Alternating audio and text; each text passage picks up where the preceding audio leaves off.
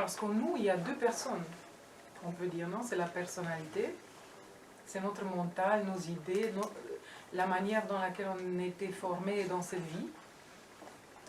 Avec notre identité, je suis français, je suis... avec tout ce qu'on a appris, l'école, tout ce qu'on a construit comme identité sur nous-mêmes. Absolument, femme, homme, intelligent, ci, ça, tout ce qu'on a dans la tête, c'est ce qu'on a construit. Et on a expérimenté dans ce vêtement de chair qui est temporaire, de ça on est sûr, non?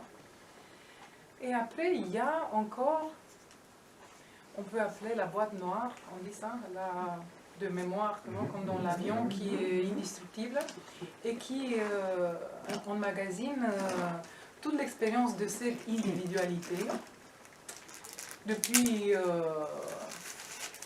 le départ de la monade de la conscience unique, on peut dire, non, ça a individualisé dans un esprit, dans une âme qui a fait un chemin à plusieurs incarnations. On ne sait même pas si c'est juste sur la Terre et si c'est juste...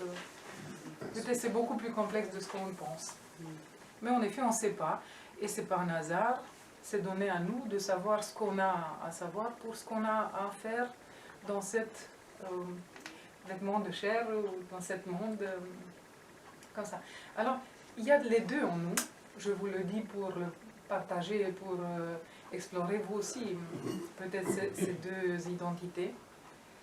Et la question c'est à qui, en quoi on croit. Parce qu'avant de croire en Dieu, Jésus, je ne sais pas quel autre personnage, c'est en nous-mêmes quelle histoire on croit et qu'est-ce que c'est vraiment important pour nous. Qu'est-ce que c'est notre réalité.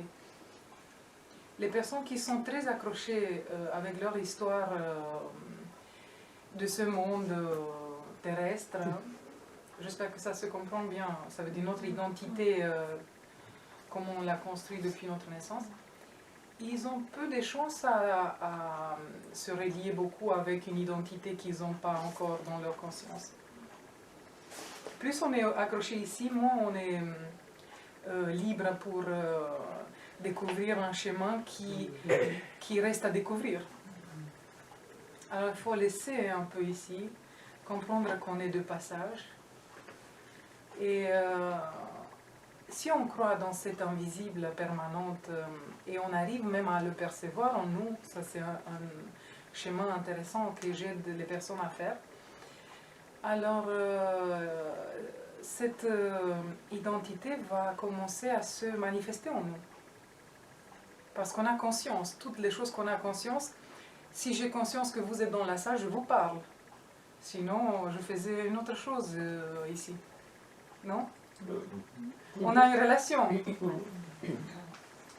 On peut communiquer, il y a un échange d'énergie. C'est pareil avec notre âme ou notre conscience spirituelle. Si on conscientise ça, on commence à pouvoir percevoir quelque chose, même si ce n'est pas selon la tête.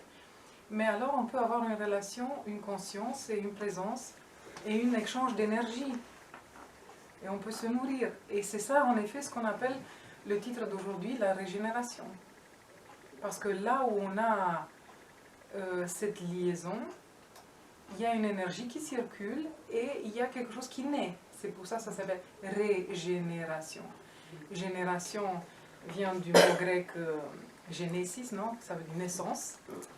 Et régénérer, ça, on est de nouveau.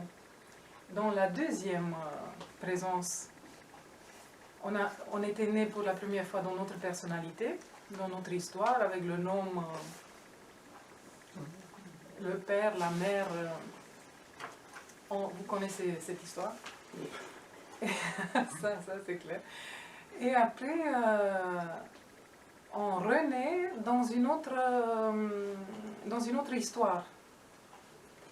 Et on a même dans la Bible beaucoup de références pour cette renaissance. Une que je me rappelle qui dit que qui n'est pas né de nouveau, il ne peut pas rentrer dans le royaume de cieux. Non? Comme si ce royaume, c'est une autre dimension où on peut entrer si on est né dans cette dimension. Ça veut dire si on a cette conscience dans cette dimension, si on est actif.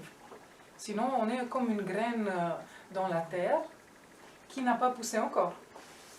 Sûrement, on est une graine dans ce royaume. Sinon, il n'y avait pas un Jésus ou n'importe qui d'autre qui venait nous rappeler qu'on est une graine et il y a un travail à faire. Aucune possibilité, il n'y avait pas aucune possibilité s'il n'y avait pas la graine.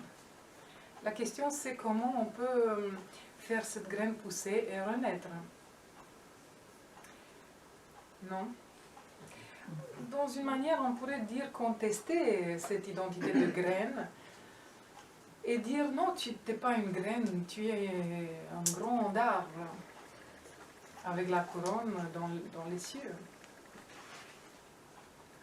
En quelque manière, non? C'est voir dans la graine le potentiel. Parce que si on ne fait pas ça, on ne va pas la nourrir avec de l'eau. Ça veut dire avec la communication, avec la méditation, avec tout le processus spirituel qui est besoin pour que la graine pousse.